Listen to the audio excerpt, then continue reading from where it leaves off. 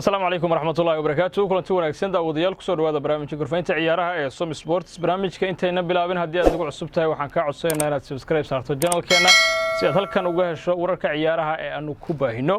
qodobada barnaamijka aanu idinku hayno waxaa ka mid ah kooxda Atletico Madrid oo xaqiijisay in laba ka mid ah xidigaheeda laga helay coronavirus xilli laba maalin oo kaliya ay inaga xigto marka ay ciyaarayso Champions League sideedamaadkiisa. waxaan sidoo kale warbixin idinkaga haynaa Borussia Dortmund oo go'aan kama dambaysa ka gaartay mustaqbalka xidigeeda Jadon Sancho oo bartilmaameed u ahaa kooxda Manchester United. waxaan sidoo kale warbixin idinkaga haynaa kooxda Real Madrid oo diyaar u ah in ay ka bixiso lacag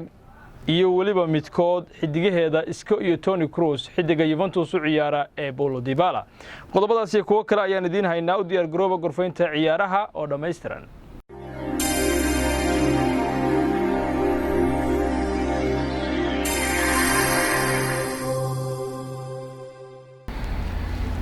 markale kulan wacan daawadayaal haatan ku soo dhawaada barnaamijka gorfaynta ciyaaraha oo dhameystiran aynu ku bilownay kooxda kubadda cagta Atletico Madrid ee ka dhisan dalka Spain ayaa xaqiijisay in xidigaheeda Federico iyo Angel Correa laga helay xanuunka coronavirus kadib baaritaan lagu sameeyay kitaabada cudurkaasi COVID-19 ka hor inta aysan u safrin magaalada Lisbon ee dalka Portugiiska halkaasi oo ay kooxdu kula ballansan tahay wareegga sideedamaadka Champions League kooxda Real Madrid ee RB Leipzig. waxaana labadan xidig aysan qayb ka noqon doonin xidigaha tababare Diego Simeone uu ku ciyaari doono inta uu hartay Champions League maadaama coronavirus laga helay. xiriirka kubadda cagta qaarada Yurub ee UEFA ayaa warbixin uu soo saaray ku sheegay in xidigahan laga helay coronavirus-ka aysan saameyn ku yeelan doonin kulankii ay kooxdu la ciyaari lahayd Champions League kooxda RB Leipzig ee ka dhisan dalkaasi Jarmalka iyadoo oo arbacada soo socota Atletico Madrid iyo RB Leipzig ku wada ciyaari doonaan magaalada Lisbon kulanka quarter finalka ee tartanka Champions League. kooxda kubadda cagta Borussia Dortmund waxa ay go'aan kama dambaysa ka gaartay mustaqbalka xidigeeda Jadon Sancho kaasoo bartilmaameed u ahaa xilli dheer kooxda Manchester United. agaasimaha ciyaaraha kooxda Borussia Dortmund ninka lagu magacaabo Michael Zorc ayaa sheegay in xidigooda Sancho ee bartilmaameedka u ahaa Manchester United uu sii joogi doono kooxda xil ciyaareedka soo socda isagoo oo sheegay inuu saaxiibadiisa kooxda ula safray dalka Switzerland si ay halkaasi ugu sameeyaan tababar ay isugu diyaarinayaan xil ciyaareedka soo socda. ninka lagu magacaabo Michael Zorc agaasimaha ciyaaraha kooxda kubadda cagta Borussia Dortmund ayaa yiri qorshaha ayuu noogu jiraa Sancho wuu ciyaari doonaa xil ciyaareedka soo socda waana go'aanka ugu dambeeya.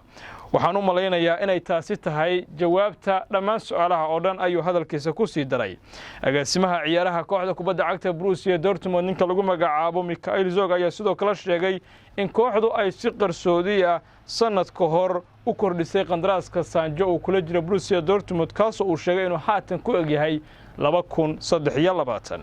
hadalkan oo kale ayuu ninkan lagu magacaabo Michael Zorc ee u ah agaasimaha ciyaaraha kooxda Borussia Dortmund sheegay 2017 markii kooxda kubadda cagta ee Barcelona ay qarka u saarnay soo wareegida xidiga Ousmane Dembele. waxa uu xilligaasi sheegay inuusan Dembele meelna u socon hase yeeshee maalmo kadib waxa uu noqday ciyaaryahan Barcelona. taasi ayaa keentay in dadku xilli horeba ay isweydiiyaan ama hadalkiisan uu noqdo mid maada iyadoo oo dadka qaarkood ay u arkaan inuu yahay hadal malagi galay sidii ka xilligii Ousmane Dembele oo kale hase yeeshee isagu waxa uu ku adkeysanayaa in Sancho uusan meelna u socon.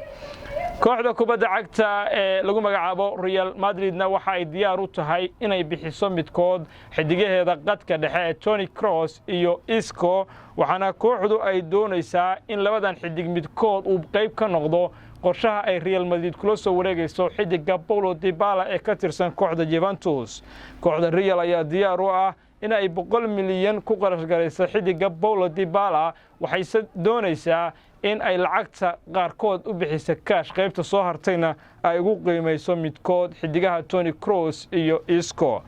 kooxda Juventus ayaa iyadu doonaysa inay sii haysato xidiga Paulo Dybala kaasi oo ay doonayso inuu qayb ka ahaado kooxda xil ciyaareedka soo socda maadaama kooxda dhawaan hoggaankeeda loo magacaabay halyeeyga hore ee qaranka Talyaaniga iyo kooxda Juventus Andrea Pirlo kaasoo doonaya in kooxda dib u dhis xoogan ku sameeyo si ay ugu tartanto xilciyaareedka soo socda tartanka kooxaha Yurub ee Champions League iyo horyaalka Serie A ee Talyaaniga.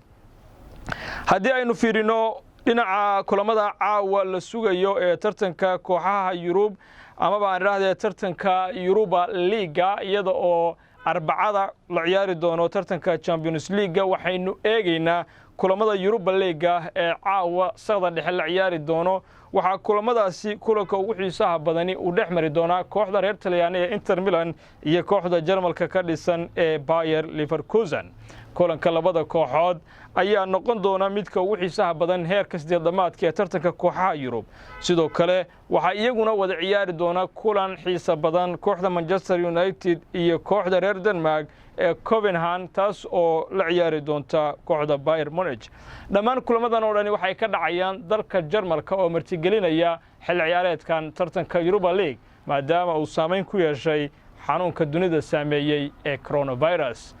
kulamadan natiijooyinkooda iyo wixii warar ee soo kordhaba barnaamijyadeena soo socda ayaad ku daawan doontaan haddii Allah awood la idmo tan iyo barnaamijkan ka xigeentan ku kulmi doonana daawadayaal waxaan idinkaga tegaynaa nabaday.